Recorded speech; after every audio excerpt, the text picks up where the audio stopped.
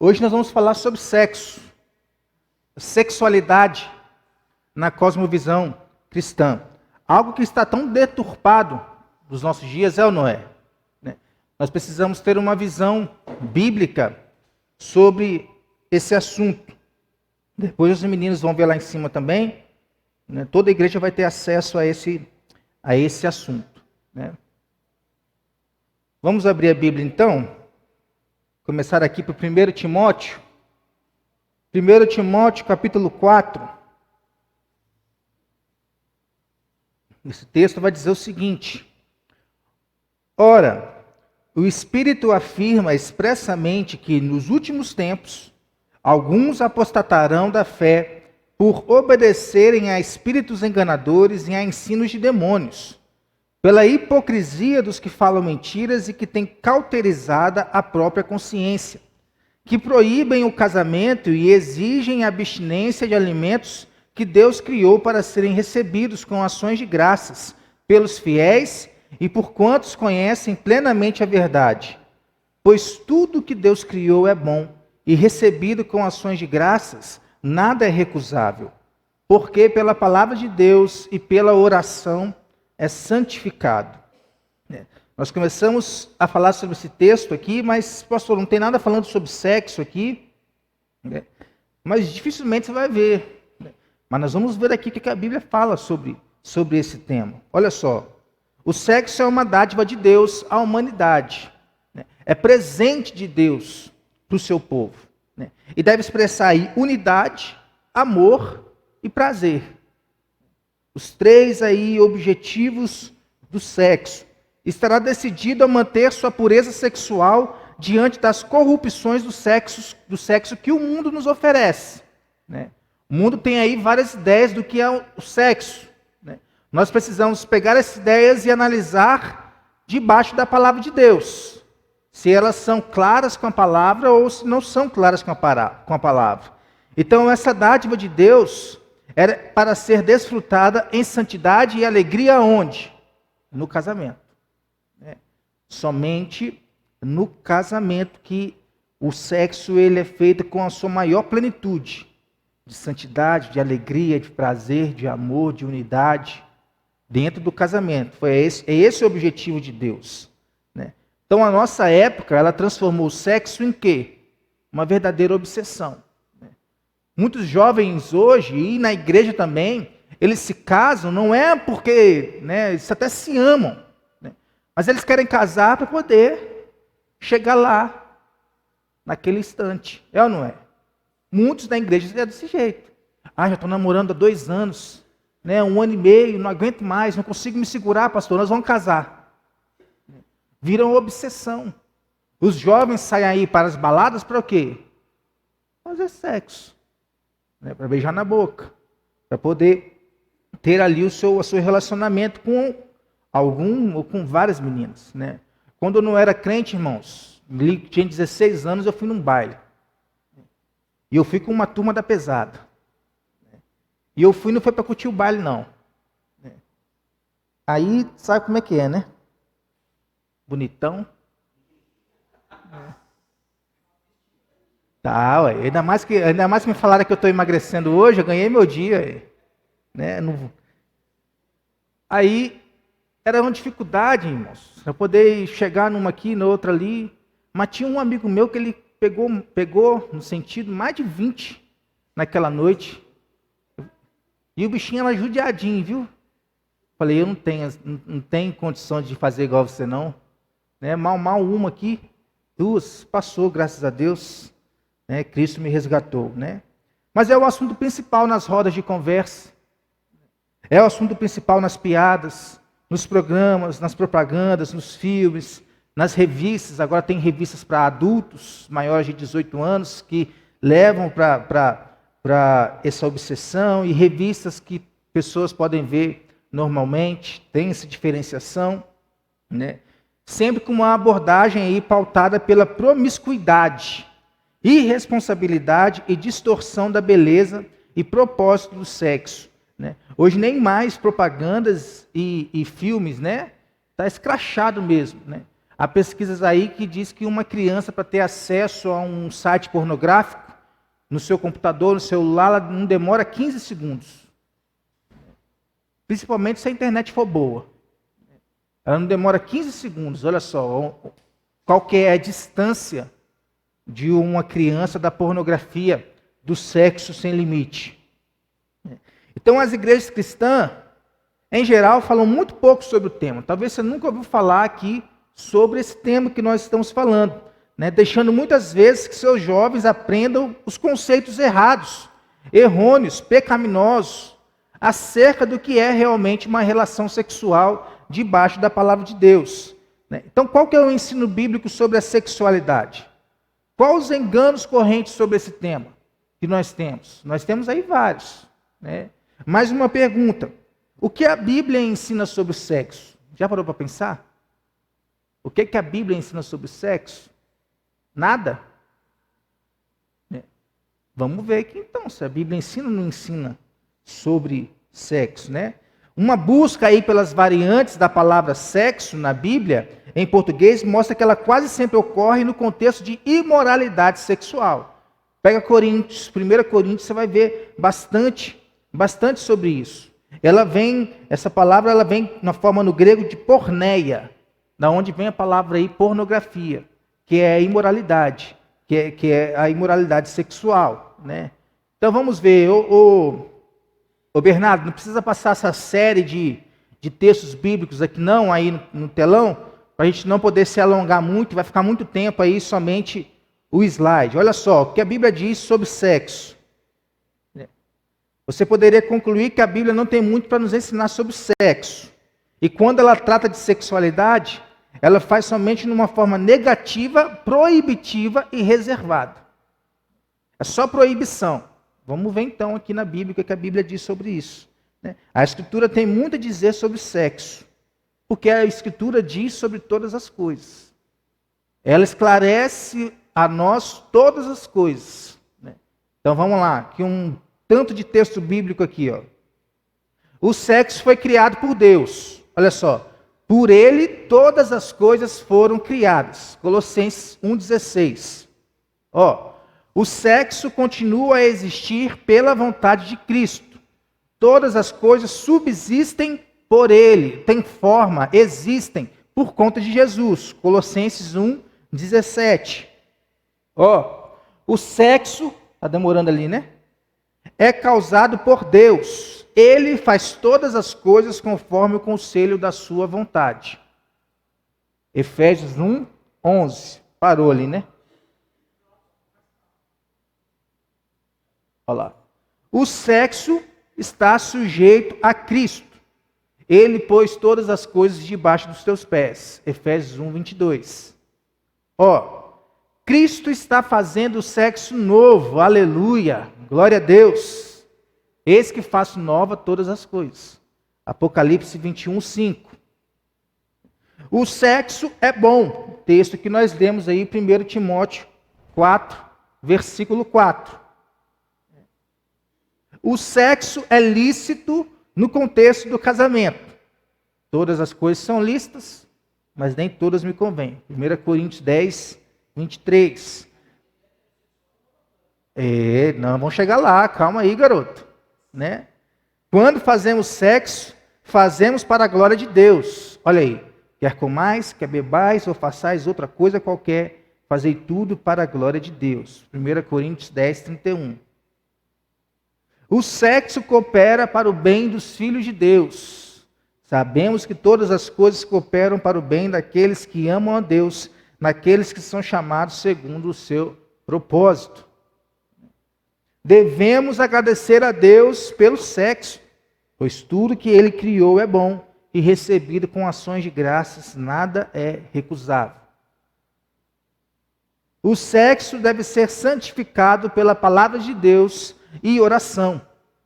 Tudo que pela palavra de Deus e pela oração é santificado. Texto que nós lemos em 1 Timóteo. Devemos estar alertas para não sermos escravizados pelo sexo. Todas as coisas me são lícitas, mas aqui tem uma versão diferente, ó. Mas eu não me deixarei dominar por nenhuma delas. É o mesmo texto, mas numa versão diferente. Isso aqui, se não me engano, é NVI. Não devemos murmurar sobre sexo. Está vendo aí? Fazei tudo sem murmurações. Tudo inclui o sexo. Devemos nos regozijar no Senhor durante o sexo.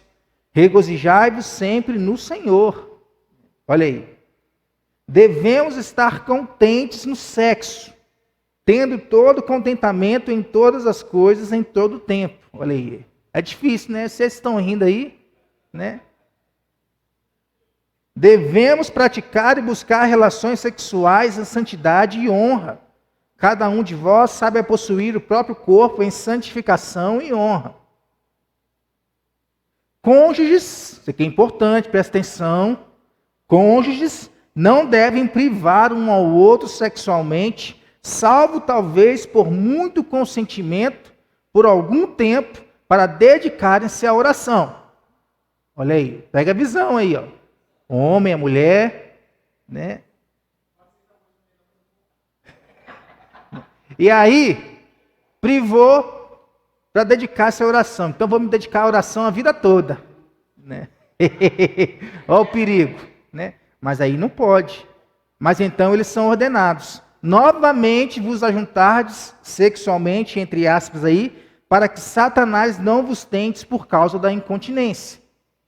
Então, a falta de sexo, ela traz a tentação de Satanás para a nossa vida. Nesta era caída, o sexo é tanto puro como impuro. Todas as coisas são puras para os puros, todavia para os impuros e descrentes nada é puro, porque tanto a mente como a consciência deles estão corrompidas. Tito 1,15.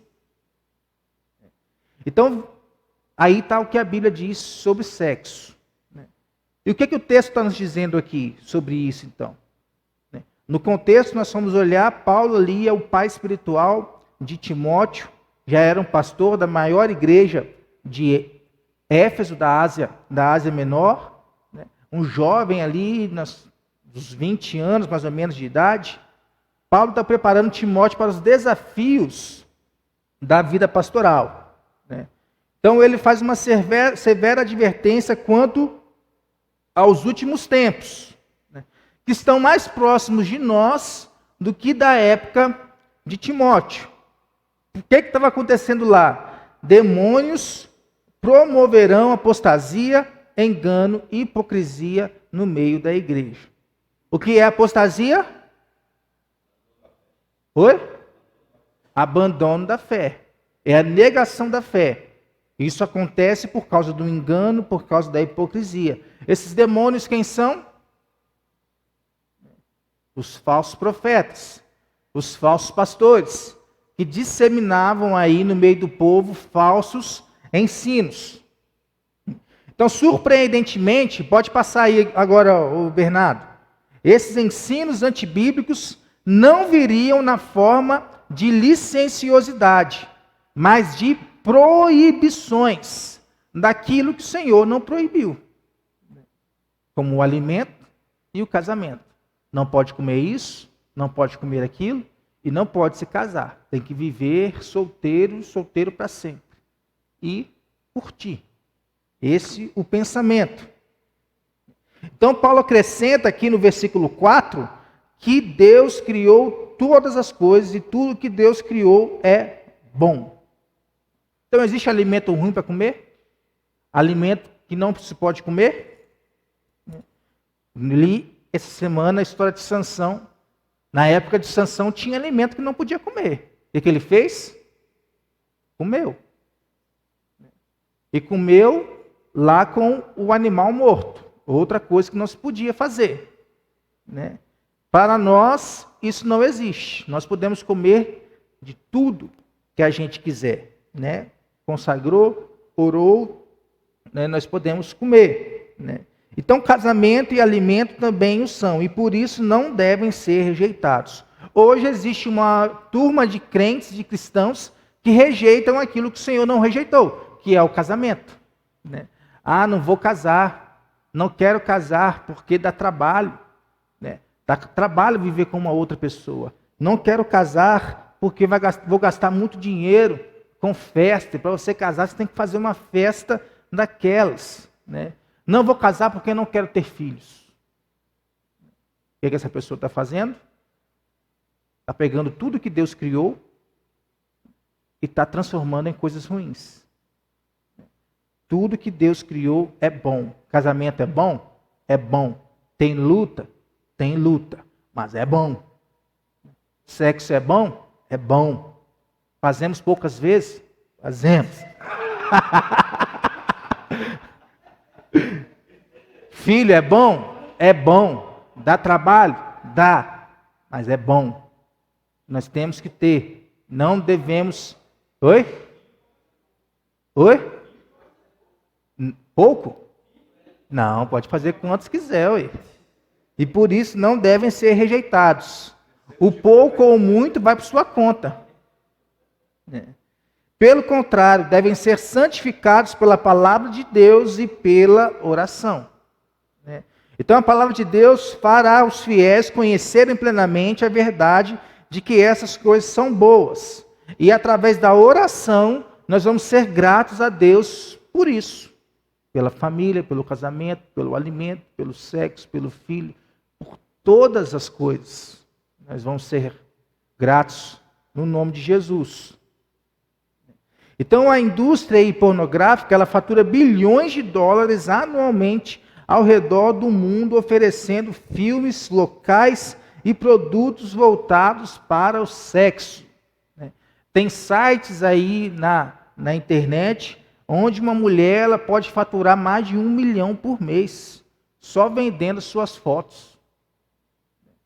E fotos de toda a parte do corpo. Do pé, da perna, da mão, da cabeça.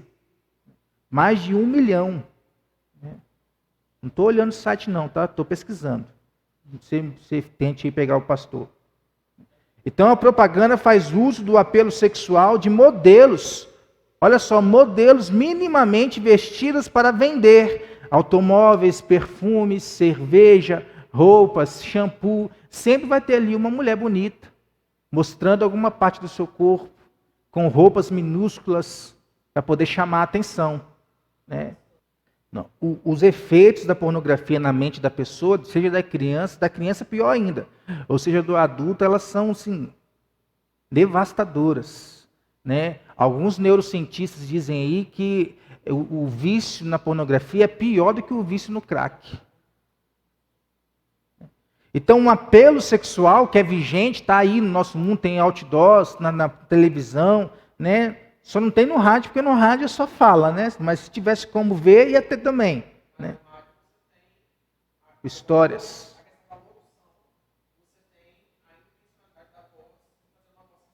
Aí, ó.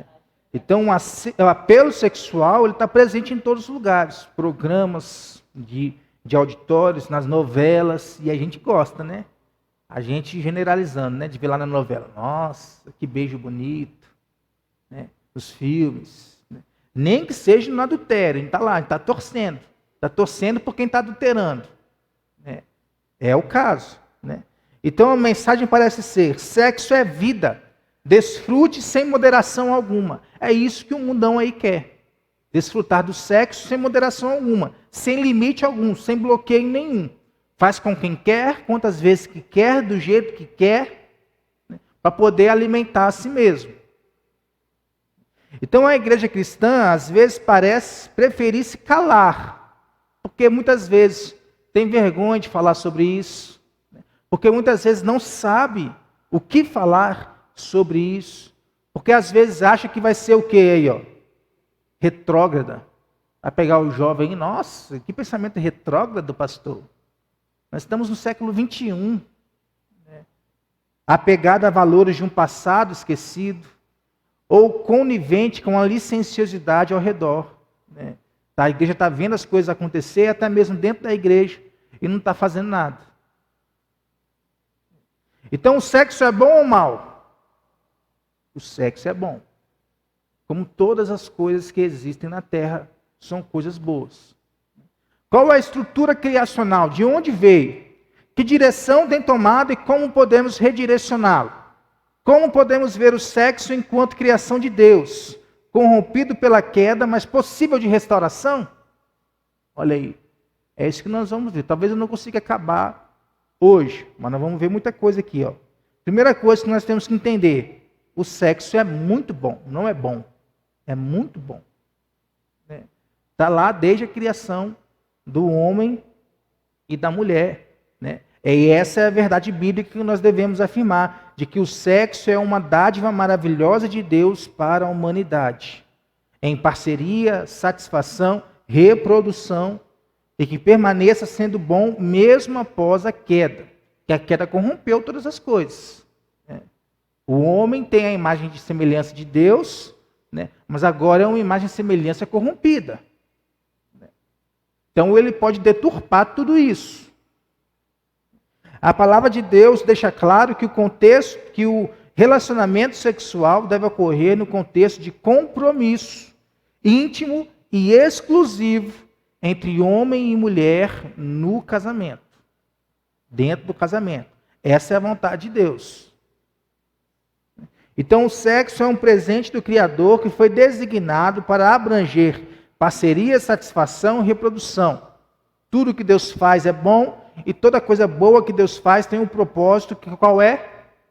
A glória dele mesmo. A glória de Deus. John Piper, aí, um pastor americano, vai afirmar que o sexo é bom porque o Deus que criou o sexo é bom. Olha aí. Tem coisa boa nisso aí.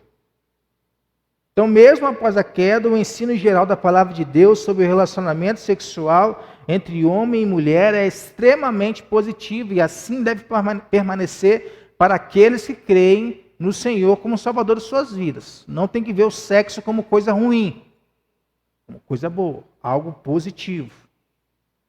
O simples fato de que é o Criador quem forma a mulher e a apresenta ao homem para que se unam já indica disso. Deus criou o homem, depois veio a mulher. De onde veio a mulher? Da costela ali do homem. Essa costela faz falta para o homem? Não faz. Ele foi, criou a mulher e deu ali ao homem para que os dois se unissem. Porque Deus viu que não era bom que o homem estivesse só. Então, além disso, o relacionamento de Deus com seu povo é seguidamente representado pela figura do casamento. Como que a igreja é conhecida? A noiva de Cristo. Um dia vai acontecer o casamento da noiva com o noivo? Então todos esses textos aí, eles vão nos mostrar isso. Por exemplo, a ideia de Oséias, com a sua esposa, prostituta, pecadora, mas que estava ali representando a igreja, a noiva. Efésios, na função ali de maridos e de mulheres. Apocalipse 21:2 também vai trazer essa figura do casamento como central para a nossa vida. Então, como se não bastasse, a Bíblia é um livro inteiro dedicado exclusivamente à representação poética, à representação da atração sexual entre um homem e uma mulher apaixonados. É representativo isso. Alguns creem que está falando, não é sobre sexo que está falando ali, é sobre Cristo e a igreja. A maioria dos estudiosos crê que é dentro desse contexto de relação sexual entre um homem e uma mulher, que representa aí Cristo e a igreja. Então, os autores bíblicos chegaram mesmo a dar instruções específicas acerca do sexo. Que instruções são essas? Olha só, em Levítico 18, há uma série ali de proibições. Você não deveria fazer sexo ali dentro de uma lista, dentro daquelas listas, com o pai, com a mãe, com irmãos, com cunhada, uma série de pessoas ali.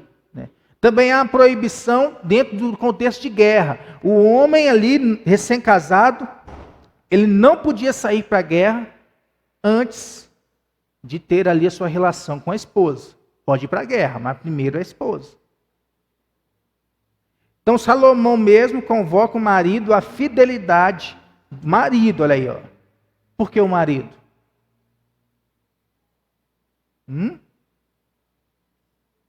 Porque a tentação do homem é maior.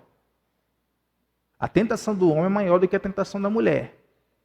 Por conta do olhar. Convoca o marido à fidelidade diversas vezes em seus provérbios e chega a adverti-lo contra malandros, olha aí, que se aproveitam de esposas mal amadas. Vamos ver esse texto aqui? Provérbios 5.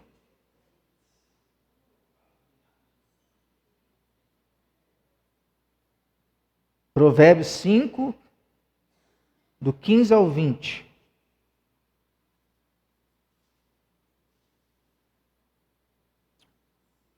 Olha o que Salomão diz: beba a água da tua própria cisterna e das correntes do teu poço. Derramar-se-iam por fora de tuas fontes e pelas praças os ribeiros de águas. Sejam para ti somente e não para os estranhos contigo. Seja bendito o teu manancial e alegra-te com a mulher da tua mocidade. Corça de amores e gazela graciosa. Olha aí como que Salomão chama as mulheres. Corça de amores e gazela graciosa. Sacia-te os teus seios em todo o tempo e embriaga-te sempre com as tuas carícias. Não é com vinho ou com álcool, é com as carícias da esposa. Por que, filho meu, andaria cego pela estranha e abraçaria o peito de outra? Olha aqui o que Salomão está dizendo para nós. Então o homem ele tem que se alegrar com a mulher da tua mocidade e não com uma outra qualquer. Tem que beber do seu rio, da sua fonte. O apóstolo Paulo mesmo, de maneira revolucionária para a época, por causa do ensino dele, o que ele falava, ensina que tanto o marido quanto a esposa devem prazer um ao outro. E que a privação sexual mútua é a privação, não o sexo. Pode ser motivo de tentação. Privar o homem ou privar a mulher, pode ser motivo de tentação.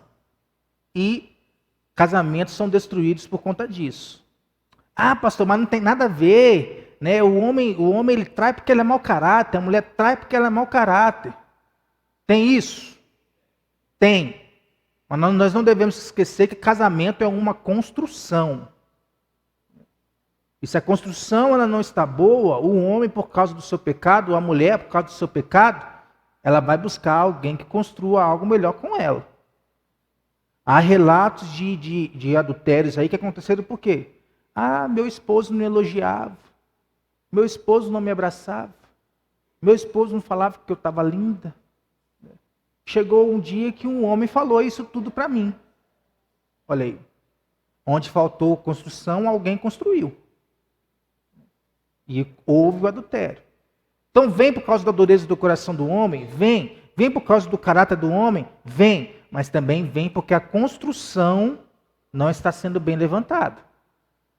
É aí que a gente tem que ficar atento. Tá vendo só o Paulo falando aqui? Se você privar o seu marido ou sua esposa, alguém vai abrir para eles. Vai abrir a porta para eles. E aí, a dureza de coração vai falar mais alto. Porque o pecado é gostoso. E a gente gosta de ir para o pecado. Então o sexo foi concedido e ordenado antes de o pecado entrar na natureza humana. Adão e Eva, antes da queda, já se relacionavam. Já foi mandado de Deus. E hoje continua a ser um bom presente para a humanidade. Então o sexo ele é bom? Não, ele é muito bom. Muito bom. Então a palavra de Deus deixa claro que a ordenação de Deus para o sexo inclui o casamento. Fora do casamento, fora da vontade de Deus.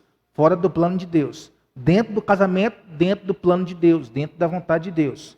Então para ser bom, tem que estar dentro do contexto desse compromisso íntimo e exclusivo entre um homem e uma mulher. Tem que falar, deixar claro, um homem e uma mulher, que hoje está deturpado, né? Então, aqueles que rejeitam o casamento e o relacionamento sexual em seu contexto, sob a justificativa de serem mais espirituais, olha aí, são descritos nas Escrituras Sagradas como propagadores de ensinos de demônios, desprezando a excelência da sabedoria e da bondade de Deus na ordem da sua criação.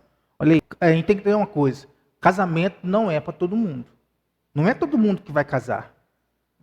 Deus separou aqueles que não vão casar, dentro de um contexto da vontade dele, para poder fazer a obra dele, ou dentro de um contexto, né, como tinha lá, tinha o eunuco, que ele era castrado. Aí não, mas ela tem que seguir o ministério. Se ela não quer casar, ela não tem que se relacionar com um ou com outra, não. É voltado para servir ao Senhor. Ah, pastor, não quero casar porque eu quero servir ao Senhor. Né? Aí namora com um aqui, namora com o outro lá. Né? Não é isso que é o objetivo do eunuco ou daquela pessoa que é separada por Deus para não viver a sua vida em casamento. Agora, o eunuco, ele não está dentro dessa classificação de Paulo aqui. Quem está é aqueles que podiam casar, mas deturpavam o ensino sobre o casamento, porque queriam viver uma vida deliberada sexualmente. O que também é errado, porque sexo não é somente para a procriação, lembra lá? Unidade, amor e prazer. A reprodução, a multiplicação vem dentro dessas três coisas. Então, o sexo no mundo caído. Nós vimos o sexo no Éden, dentro da palavra de Deus, muito bom. Agora, o sexo no mundo caído, muito mal. Por que é muito mal? Nós vivemos grandemente influenciados como sociedade. E a partir da década de 60, onde houve a revolução sexual, as coisas começaram a se abrir. Né? A revolução sexual promoveu a libertação dos padrões de conduta sexual tradicionais, em certo grau pautados em princípios cristãos. Quem determinava o comportamento das pessoas nessa área sexual?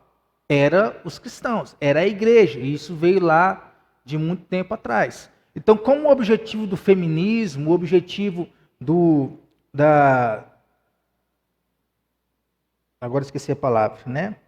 Do LGBTQIA+, desses movimentos, é destruir esses padrões. Isso começou lá na Revolução Sexual, né? No nosso país, no nosso contexto. Nossa época glorifica o prazer sexual como caminho para a verdadeira autorrealização e para encontrar o significado da vida. Olha aí, é o encontro com o significado da vida, o sexo, né? Com sua autorrealização. Então, quais condutas, pergunto para vocês, quais condutas eram consideradas imorais, vamos botar aí 10, 15 anos atrás, 20 anos atrás, e hoje são aceitas na sociedade? É um dos efeitos, por exemplo, da pornografia. Né? Os neurocientistas dizem, ó, você começa ali vendo uma fotinha, que é o soft porn, que eles dizem lá, né? Que é uma foto de biquíni, um negocinho a menos, bem minúsculozinho, né? Depois você vai entrando num site aqui, no outro site ali, né? Quando você vai ver, você está vendo sexo com 3, com 4 pessoas ao mesmo tempo, sexo com animais, sexo com crianças, não para. Isso aí. Então, vocês falaram algumas condutas aí. Né? Outra pergunta, quais costumes ainda são considerados imorais e o que impede que sejam igualmente aceitos no futuro próximo? Tem algum? Oi? Olha aí, ó. Com animais, tem crescido com animais, a zoofilia. Né? Então tem ainda portas para se abrir para a imoralidade. Pedofilia.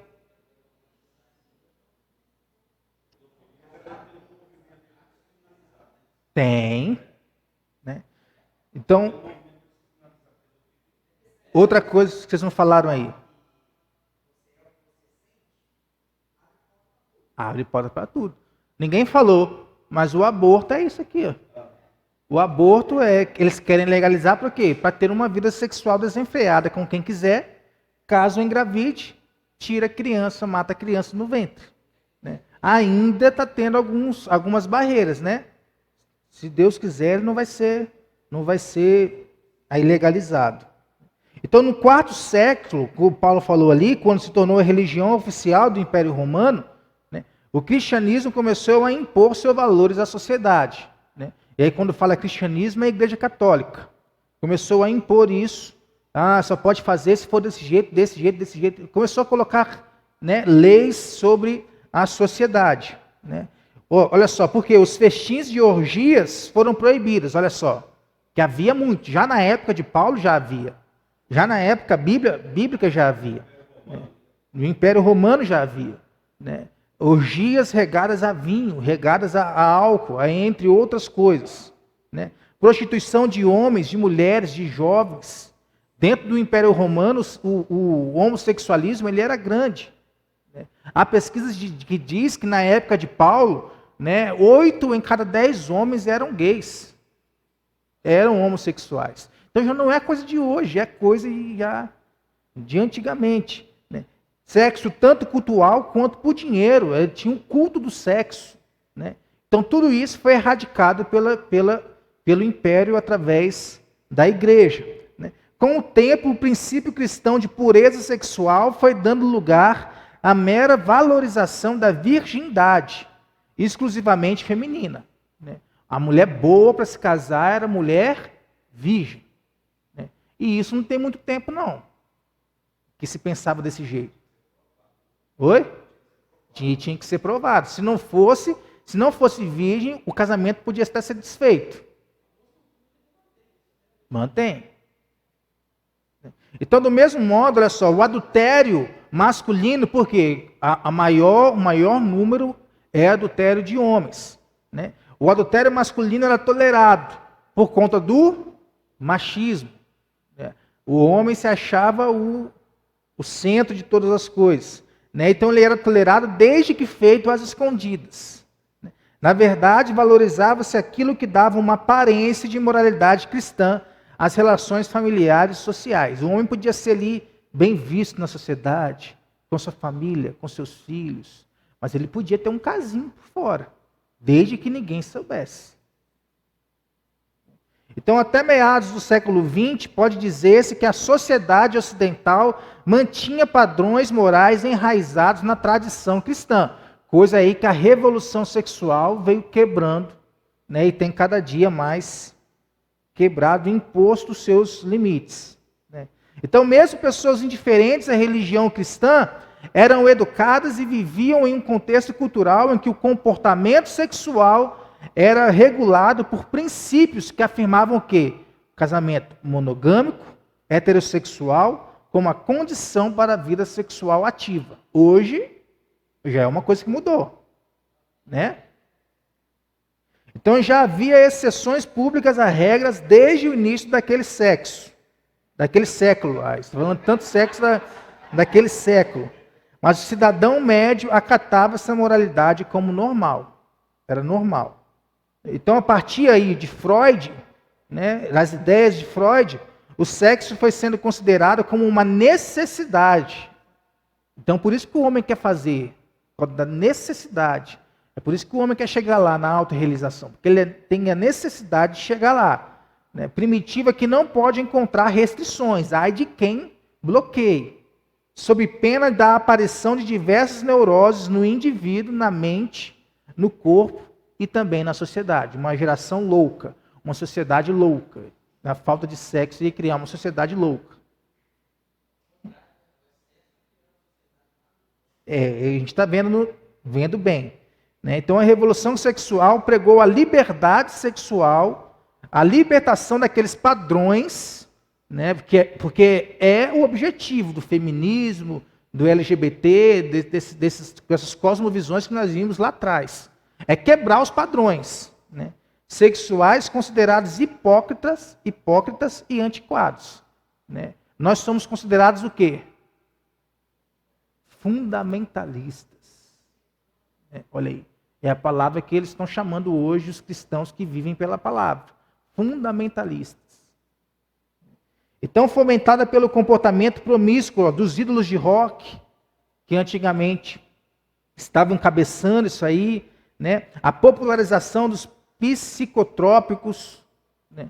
Da pílula anticoncepcional, A revolução incentivava o sexo casual como modo de vida. Né? Fez sexo aí com quem você quiser, dá lá uma pílulazinha para evitar gravidez e vai viver sua vida com quem você quiser. Morreram aidéticos, drogados.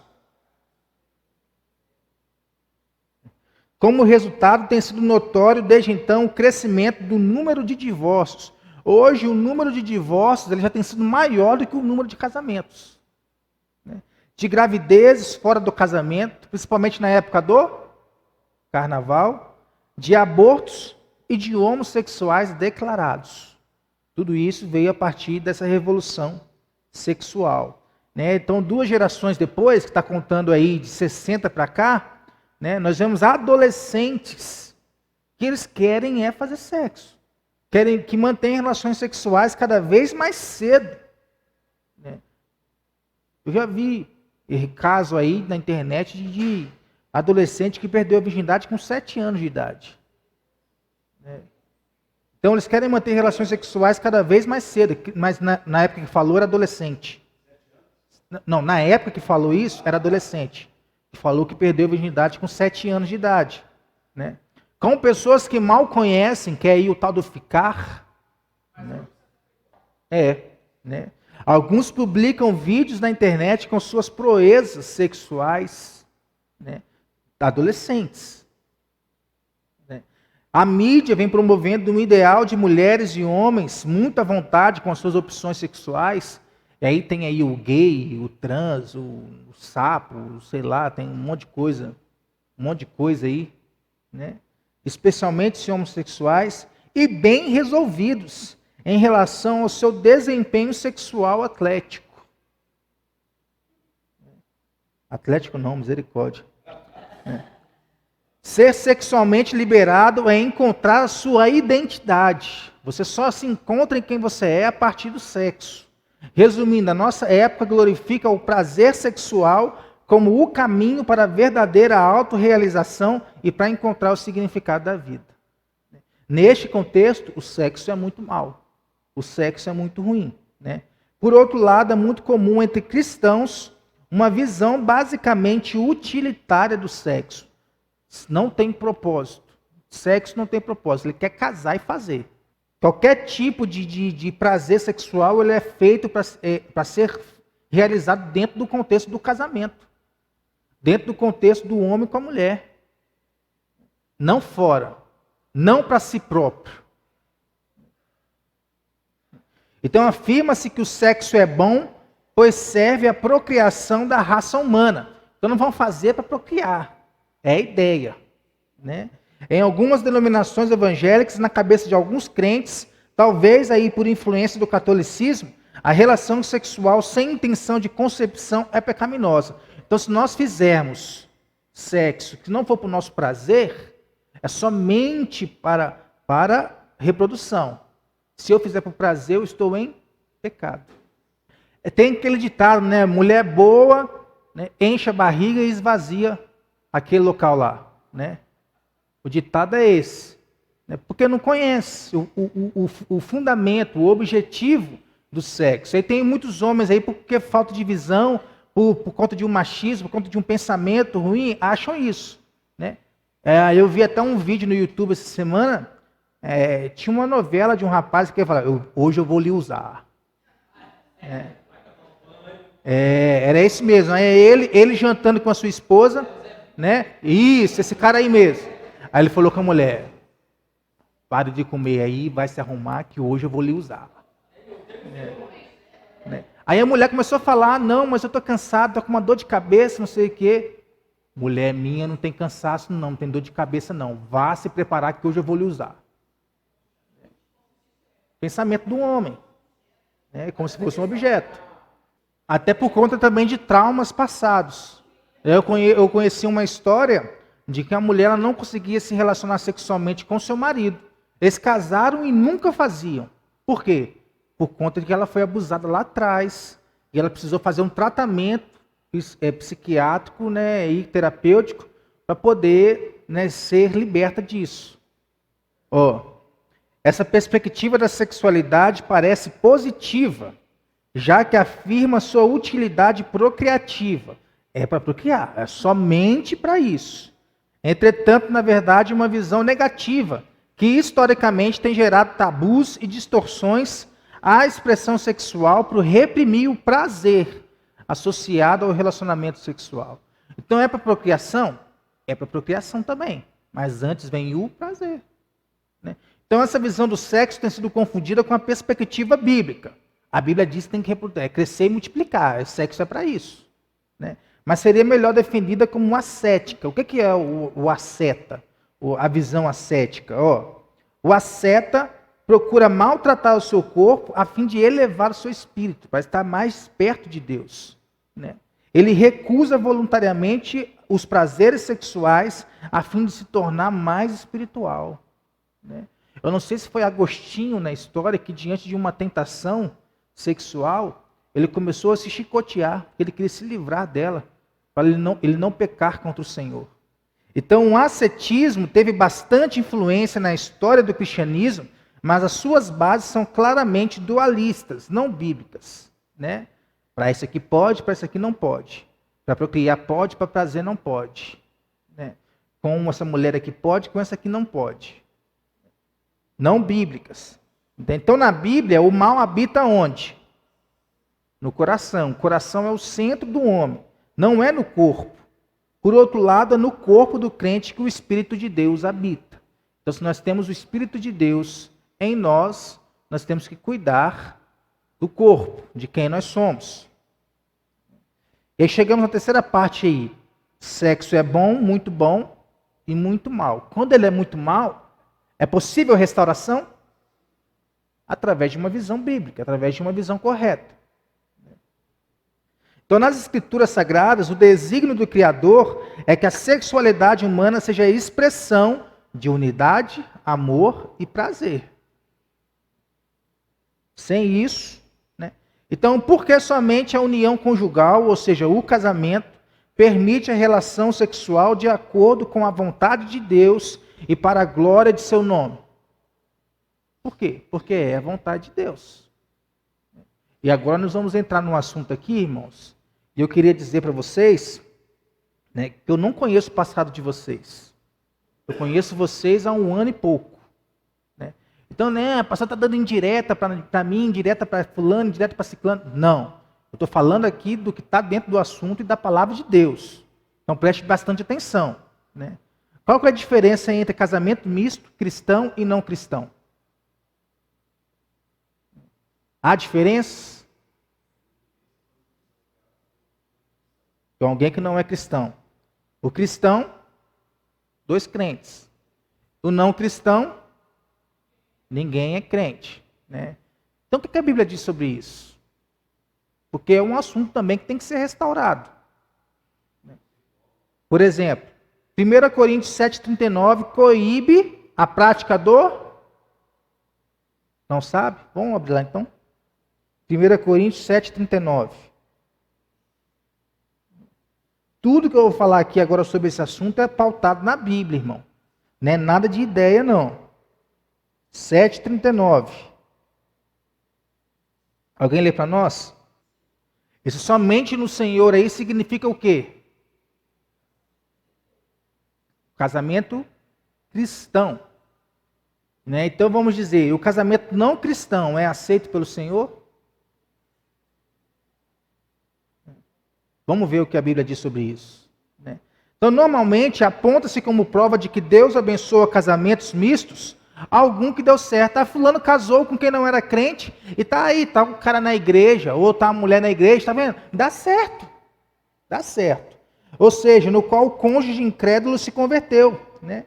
Mas a Bíblia diz que o quê? Deus tem misericórdia de quem Ele quer ter misericórdia. Há estudos que afirmam que mais de 75% desse tipo de casamento, né, é mais fácil a pessoa sair da igreja do que o cônjuge que não é crente entrar na igreja, se converter ao Senhor. Né? Então a gente tem que tomar cuidado, que a gente tem que ver o que a Bíblia diz. Porque hoje, né, os mais jovens aí, quando eles querem começar a namorar, Eles não querem falar com o pastor, não. Quando eles querem, principalmente se a pessoa não for crente. Eles não querem se voltar para a Bíblia, não. Por quê? Porque o pastor vai ser contra. O pastor vai confrontar. Né? Então, para isso, o que vale é o meu coração, o que vale é a minha emoção, não é a opinião bíblica. Né? Então, muitos jovens têm se envolvido nesse tipo de casamento, nessa perspectiva da emoção, nessa perspectiva do sexo a qualquer custo. Então, vamos ver o que a Bíblia diz sobre isso. Diante de tantos abusos em uma direção ou outra, precisamos retomar o que é estrutural na sexualidade e discernir as ordenações normativas da criação. Há um projeto de Deus para o casamento. Né? Então, nisso, nós temos que olhar para a Bíblia. Não é esse caso de fulano deu certo, esse caso de ciclano deu certo. Porque a Bíblia é o nosso guia. Não podemos recorrer às estatísticas para estabelecer o que é correto em termos de sexualidade. Não é o casamento do outro lá, que deu certo, misericórdia do Senhor, né? Que nós temos que criar um padrão. Não tem problema. Eu posso me relacionar com quem não é crente. Então, o padrão divino não poderá ser, né, instruído observando as diferentes culturas na história. Já não deu certo, isso aí é do passado, é antiquado, né? Ou tampouco a maioria dos casais de nossa sociedade, pois a Bíblia nos fala de como sociedades podem se rebelar a tal ponto contra as normas criacionais que seus indivíduos chegam a ficar completamente surdos ao reclamo das suas consciências. Por que eu falei que as pessoas que querem namorar, ter relacionamento com pessoas que não são crentes, elas não ligam para o que o pastor acha, ou para o que o pastor fala? Por quê? Porque elas querem servir a sua própria consciência, elas não querem servir a palavra de Deus. Né? Aí chega lá para o papai e para a mamãe, o pastor falou que eu não posso namorar com essa fulana ou com esse fulano, porque ele não é crente. Mas eu vou, porque é amor. Eu vou trazer ele para a igreja, eu vou trazer ela para a igreja. É a emoção, é o auto-engano, é a autorrealização. Há casos disso? Mas não é exceção à regra. Né? Vou ter misericórdia de quem eu quero ter misericórdia. E desvia mesmo. Né? Então, somente com a orientação da palavra de Deus conseguimos discernir o projeto criacional de Deus, subjacente a variedades de corrupções do relacionamento sexual existentes. Né? O que tem eu namorar com um não crente? Ou com uma mulher não crente? O que tem eu namorar com um homem? Homem com homem? O que tem eu namorar com uma mulher? Eu sou mulher, quero namorar com uma mulher. Deturpação, porque não conhece o projeto de Deus para a vida dela. Então, o que a Bíblia diz sobre isso? Estou pecando se eu casar com um crente ou com um não crente? Aliás, se eu casar com um não crente, é pecado? Vamos chegar nisso aí. Primeiro nós vamos ter que aprender o que é julgo desigual. Nós vamos chegar nisso aí. Né? Vamos chegar agora. 2 Coríntios, capítulo 6. Vamos lá. Não vos ponhais em julgo desigual com os incrédulos. Porquanto que sociedade pode haver entre a justiça e a iniquidade? Ou que comunhão da luz com as trevas? Que harmonia entre Cristo e o maligno? Ou que união do crente com o incrédulo? Que ligação há entre o santuário de Deus e os ídolos? Porque nós somos santuário do Deus vivente. Como ele próprio diz, habitarei e andarei entre eles, serei o seu Deus e eles serão o meu povo. Então, a primeira coisa que nós temos que entender aqui, o que é o julgo desigual?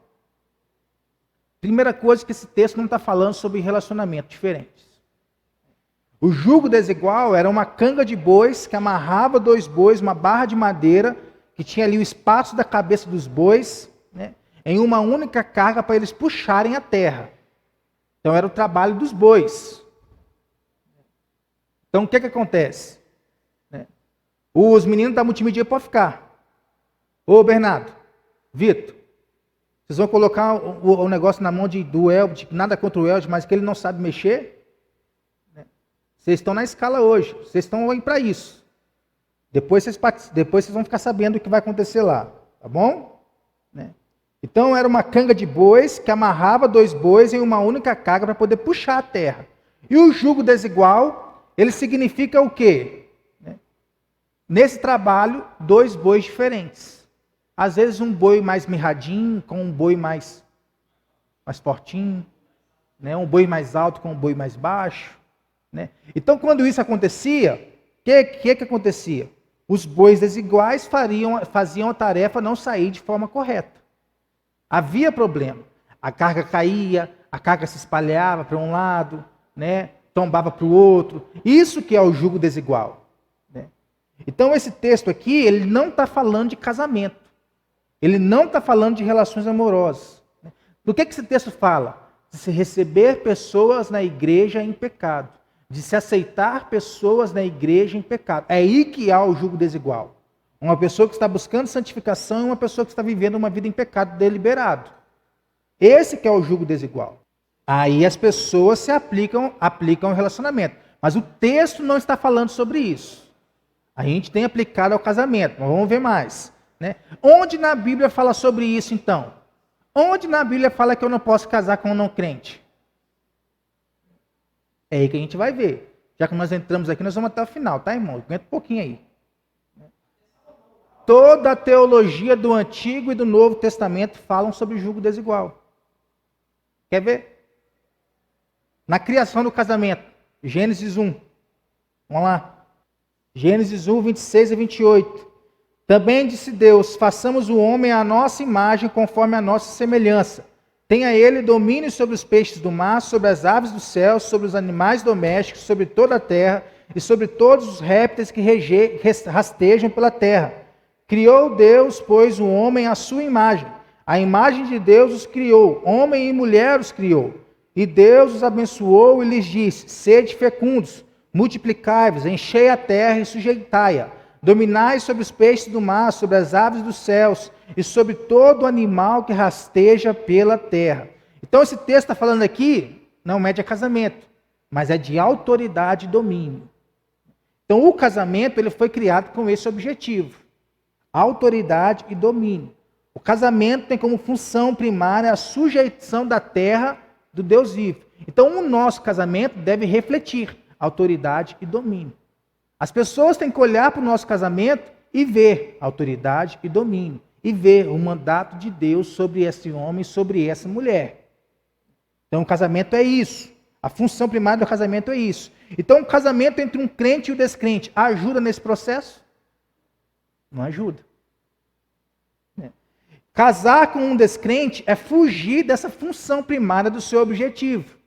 Casamento é instrumento para que em parceria, haja aí o cultivo do mundo debaixo do governo de Deus.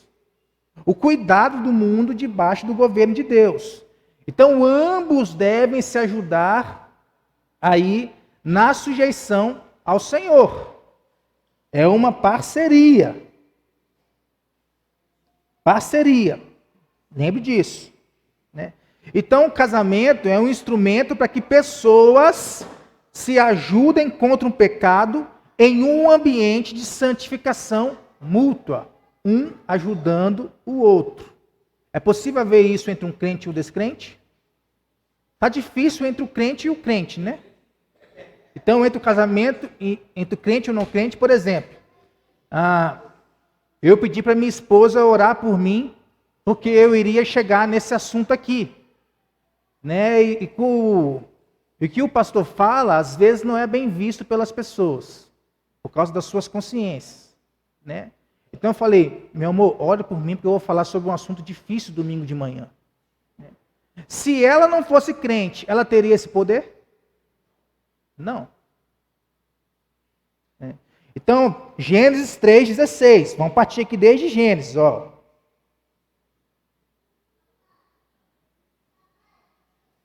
Vamos segurar as criancinhas aqui, porque agora nós estamos entrando num assunto importante. Mais ainda do que nós já falamos, né? E a mulher disse, multiplicarei sobremodo os sofrimentos da tua gravidez. Em meio de dores dará à luz filhos. O teu desejo será para o teu marido e ele te governará. Então aqui já houve aí a corrupção do casamento. Por quê? Porque passa de um ambiente de satisfação entre Adão e Eva para um ambiente de conflito. Porque no meio de dores, agora eles teriam que construir o seu relacionamento, porque eles estavam fora do jardim, fora do paraíso. Então, se é o pecado que destrói casamentos, como que nós vamos casar com pessoas que não se arrependem dos seus pecados? Que vai adulterar e vai fazer isso quantas vezes ela quiser, porque não se arrepende. Que vai fazer besteira quantas vezes quiser, porque não se arrepende. Que vai te bater quantas vezes quiser, porque não se arrepende. Não existe isso. Aí, no caso, os dois estão vivendo em pecado, né? Então, ó, partir para Gênesis 4, 25. Em Gênesis 4, 25, a Bíblia fala sobre a genealogia de Sete. Quem entrou no lugar de quem? Sete de Abel. Né? É uma nova descendência santa a partir de Adão. Né? Então, em Gênesis 6, 1 e 2, né, nós vemos os filhos de Deus, ou seja, que a maioria dos estudiosos dizem que eram os filhos de Sete, que é a nova descendência de Adão, se envolvendo com as filhas dos homens, que era a descendência de quem? De Caim, que matou Abel. Isso vai dar certo? Né? Olha aí. Ó. Então, homens crentes são atraídos pelas belezas das mulheres. Foi isso que atraiu os filhos de Deus, os filhos de Sete. Gênesis 6, depois você lê aí. Ó. Então, Deus trata como um pecado. O que foi que causou o dilúvio? O pecado. Mas era o quê? O mal do homem estava o quê? Aumentando. E por que o mal do homem estava aumentando? Parou para pensar? É porque os filhos de Deus estavam casando com as filhas dos homens. E o mal ele estava se aumentando. Causou a destruição do mundo. Por que não iria causar o desvio de você? O desvio do crente. Gênesis 24, né?